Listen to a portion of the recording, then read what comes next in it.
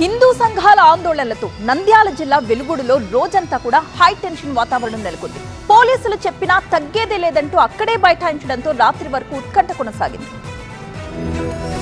వినాయక నిమజ్జనంలో పోలీసుల తీరును నిరసిస్తూ హిందూ సంఘాలతో కలిసి నంద్యాల జిల్లా వెలుగోడు పోలీస్ స్టేషన్ ముందు భారీ ఆందోళన చేపట్టింది విశ్వ హిందూ పరిషత్. స్థానికంగా టెన్షన్ వాతావరణం నెలకొంది. వెలుగోడు పట్టణంలో శుక్రవారం వినాయక నిమజ్జనం సందర్భంగా ప్రార్థనా స్థలం ముందు డ్రమ్స్ కొట్టే విషయంలో పోలీసులకు గణేష్ మండపాల నిర్వాహకులకు మధ్య వాగ్వాదం జరిగింది. పోలీసులు అధికారుల తీరును నిరసిస్తూ శోభాయాత్రను నిలిపివేశారు గణేష్ మండపాల నిర్వాహకులు. ఉదయం వెలుగోడు పట్టణంలో భారీ ర్యాలీ నిర్వహించిన హిందూ సంఘాలు అనంతరం పోలీస్ స్టేషన్ ముందు ఆందోళనకు దిగారు. మహిళలపై దాడి చేసిన పోలీసులపై చర్యలు తీసుకోవడంతో పాటు తాము వదిలి వెళ్లిన వినాయక విగ్రహాల్ని తిరిగి తమకు అప్పగించాలని డిమాండ్ చేశారు. స్థానిక పోలీసులు ఈ ఆందోళనను విరమింపజేసే ప్రయత్నం చేసినా హిందూ సంఘాలు వినలేదు. నంద్యాల ఎస్పీ అధిరాజ్ సింగ్ రాణాతో పాటు కర్నూలు రేంజ్ డీఐజీ కోయప్ ప్రవీణ్ కూడా వెలుగోడు పోలీస్ స్టేషన్ కు చేరుకుని నిరసనకారులకు నచ్చజెప్పే ప్రయత్నం చేశారు. అనంతరం వెలుగోడులో వినాయక శోభాయాత్రకు అనుమతించారు. యాత్రను వెలుగోడు పోలీస్ స్టేషన్ నుంచి తిరిగి ప్రారంభించారు. వర్షంలో కూడా శోభాయాత్రలో ఉత్సాహంగా పాల్గొన్నారు స్థానికులు.